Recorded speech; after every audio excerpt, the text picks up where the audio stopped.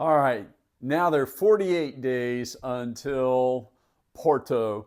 And so today, trying to get ready today, I was trying to do a few things. And I think I showed you this yesterday. This is my Brazilian Portuguese book, which I don't know how that's going to go in Portugal, but it has some Portuguese in it.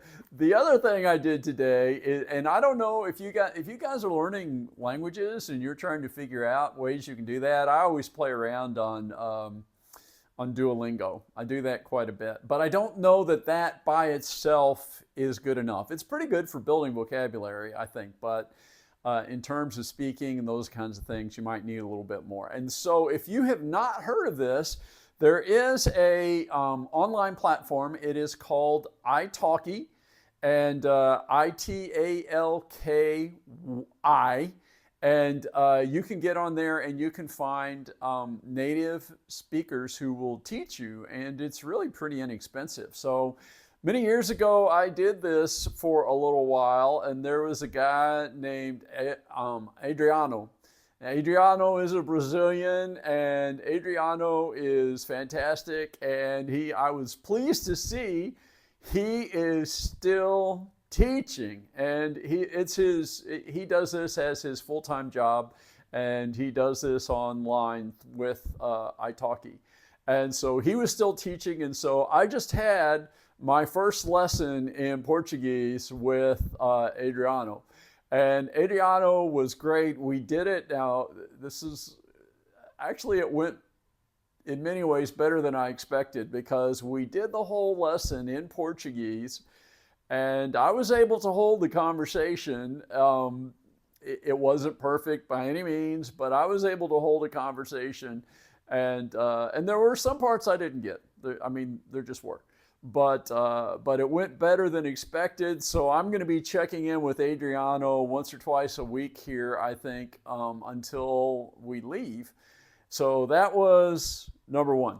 And so I'm trying to think ahead about things I need to do. And I thought, I ought to spend some time trying to figure out sightseeing and those kinds of things.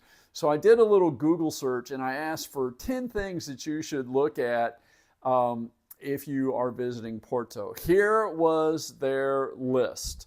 Number one, the Riviera district. I don't know anything about the Riviera. It's not Riviera. It's like Ribiera district. Not exactly sure what that is, but it says you should visit that.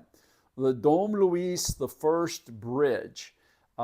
Again, don't know anything about it. They say it's like a double-decker bridge that people like to walk across and that there's really good views. I'm not sure about that. I'm really scared of heights. I don't know exactly what they're talking about on that. That may not be a good option for me. The Livraviera Lelio.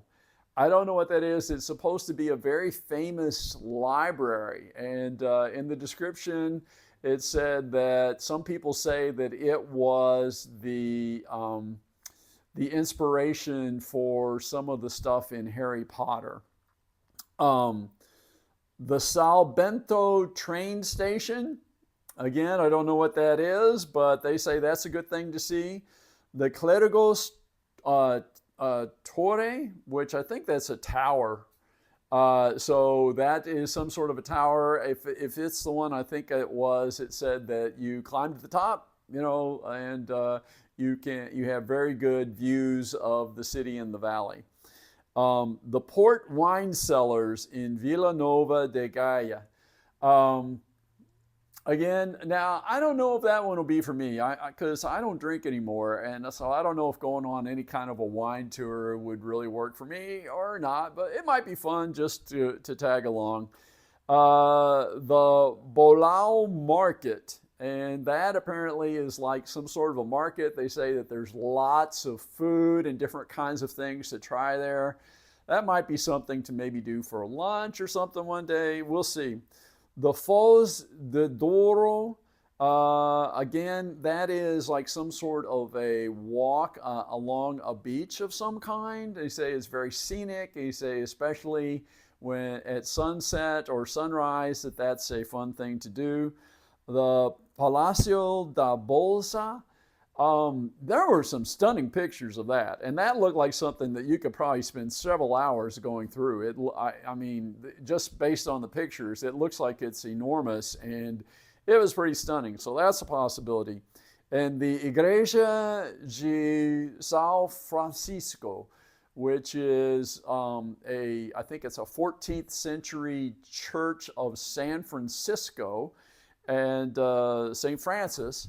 And so I don't know what that is. So those are 10 things that were recommended. I actually ordered Rick Steves' travel guide for Portugal. It hasn't arrived yet. I'm going to go through some of these again. So I'm not making any decisions now. I'm just trying to learn. But while I was doing this, I found some things that looked pretty fun to me. A 2-hour walking tour. I'm imagining if you do a 2-hour walking tour, some of these things you'll get to do a bunch of them in one tour. An electric bike tour. That sounds pretty much fun. And something they call a tuk-tuk 2-hour tour. So those are things that look like they could be fun. So we are starting to look at those things. If you have done any of these things, or if you know anything about them, if you have any input, love to know what you know about them, what you can say. Also, I believe that there's a pretty big festival like right as we're leaving on Sunday and Monday, just before we leave. And they say that that is a pretty big deal. So that might be something that we take in as well. So I don't know if you've been to Porto, if you have any ideas, if you can comment on any of these things. But right now, I'm just trying to learn and identify those kinds of things for possible while we're there.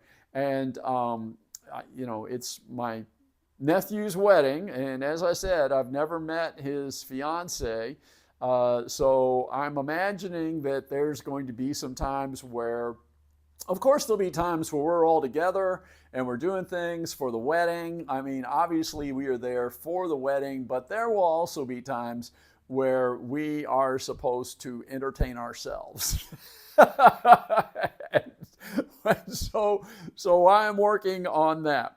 So that's what I've done today. I spoke to Adriano. I spent a little time looking at sightseeing options. I'm giving some thought to clothes. I think that's going to take a while to kind of get the clothes all figured out, but I'm going to start figuring out that as well. And so the Portuguese phrase of today, we're going to say, excuse me, which will always come in handy. And there's two ways to do it. The more formal way, I am told, is to say, com licença. And com licença. So that's number one. The other way to say it, which I think is still fine, but perhaps not quite as formal, is desculpe. Desculpe.